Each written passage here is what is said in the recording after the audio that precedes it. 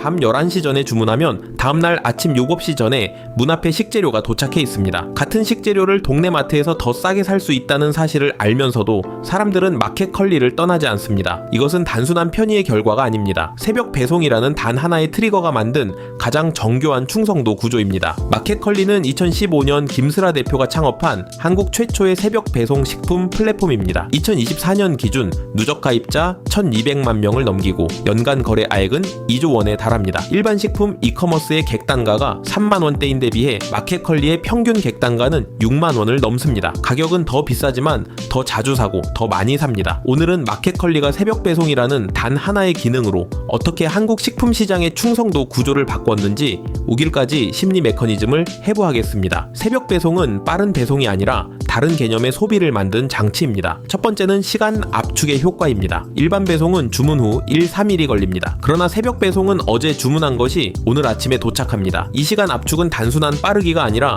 소비의 카테고리 자체를 바꿉니다. 이것을 시간 할인의 역이용이라고 부릅니다. 사람은 미래의 보상을 현재의 보상보다 훨씬 작게 평가합니다. 일주일 뒤 도착하는 식재료는 추상적이지만 내일 아침 7시 도착은 거의 즉시처럼 인식됩니다. 즉시성이라는 감각이 오프라인 마트에 직접 가는 것의 유일한 우위를 무력화시킵니다. 시간이 줄어들면 가격에 대한 민감도도 함께 줄어듭니다. 즉시성은 가격을 가리는 가장 강력한 막입니다. 두 번째는 아침이라는 시간의 정서입니다. 새벽 배송이 도착하는 아침 7시는 하루의 시작 시간입니다. 문을 열었을 때 신선한 식재료가 도착해 있는 풍경은 단순한 배송이 아니라 작은 의식이 됩니다. 이것을 의례화 효과라고 부릅니다. 반복되는 작은 경험이 일상의 한 장면으로 자리 잡으면 그 경험을 만드는 서비스에 대한 충성도가 자연스럽게 형성됩니다. 다른 시간대의 배송은 단순한 물건의 도착이지만 아침의 새벽 배송은 하루를 시작하는 감정과 결합됩니다. 감정과 결합된 소비는 가격으로 흔들리지 않습니다. 아침의 박스 하나가 가격 비교의 의지를 사라지게 합니다. 세 번째는 선결제의 마음 분리입니다. 마켓컬리에서 주문하는 시점은 밤 11시 전이고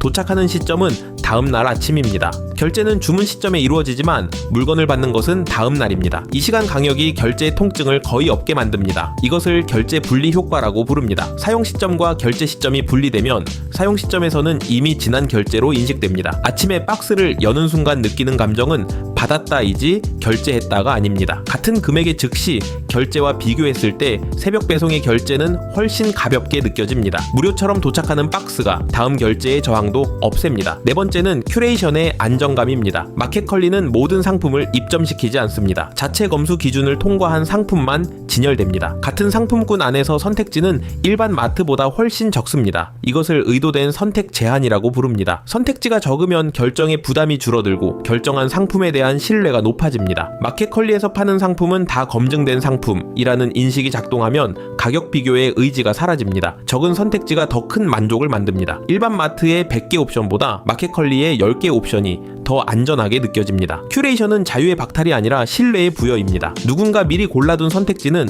책임을 분담한 선택지가 됩니다. 다섯 번째는 보라색의 단일 정체성입니다. 마켓컬리의 박스, 아이콘, 매장은 모두 같은 보라색으로 통일되어 있습니다. 이 색은 한국의 식품 이커머스에서 거의 독점적으로 사용되는 컬러입니다. 이것을 색채 영토 효과라고 부릅니다. 한번 인지된 색은 다른 모든 식품 서비스와 구분되는 정체성으로 작동합니다. 아침에 문 앞에 놓인 보라색 박스는 마켓컬리의 광고가 아니라 그 자체로 마켓컬리의 존재 증명입니다. 그리고 그 박스를 본 이웃에게도 같은 시각적 신호가 전달됩니다. 색은 매장 없는 매장의 간판이 됩니다. 보라색이 골목 전체에 마켓컬리를 깔아둡니다. 여섯 번째는 후기와 사진의 풍부함입니다. 마켓컬리의 모든 상품 페이지에는 길고 자세한 상품 설명, 산지 정보, 조리 방법, 영양 성분이 표시됩니다. 그리고 사용자 후기 또한 사진과 함께 풍부하게 게시됩니다. 이것을 정보 신뢰 효과라고 부릅니다. 같은 상품을 일반 마트에서 살 때보다 마켓컬리에서 살 때 정보의 양이 압도적으로 많습니다. 정보가 많으면 사람은 무의식적으로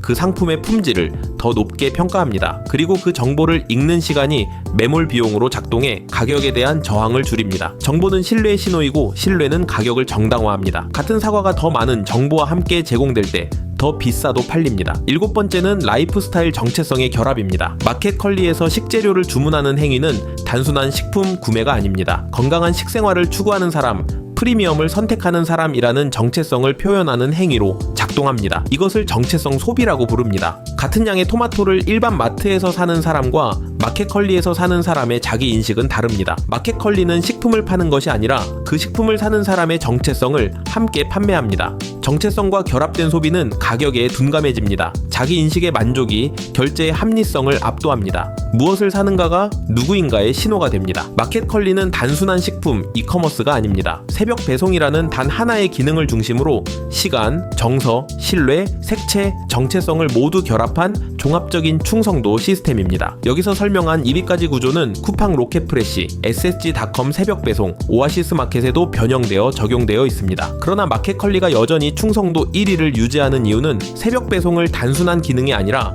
라이프스타일 자체로 만든 첫 번째 브랜드이기 때문입니다. 첫 인상이 모든 후발주자보다 강한 자산입니다. 새벽 배송이라는 단어를 들었을 때 처음 떠오르는 브랜드가 곧 시장의 1위가 됩니다. 당신이 마켓컬리에서 한 달 동안 결제한 금액은 같은 식재료를 동네 마트에서 샀을 때보다 평균 30% 이상 비쌉니다. 그러나 당신은 그 차이를 인식하지 않습니다. 새벽 배송, 보라색 박스, 자세한 상품 설명, 큐레이션의 안정감이 그 차이를 만족으로 전환시키기 때문입니다. 가격 차이는 사라지지 않지만 만족이 가격을 가립니다. 다음 마켓컬리 결제 전에 한 가지만 해보십시오. 같은 식재료의 가격을 동네 마트나 일반 이커머스와 비교해 보십시오. 차이가 30% 이상이라면 당신이 결제하는 것은 식재료의 가격이 아니라 새벽 배송이라는 라이프스타일의 가격입니다. 그리고 그 가격은 일반 식재료보다 훨씬 비쌉니다. 설명란 링크와 고정 댓글을 확인하십시오.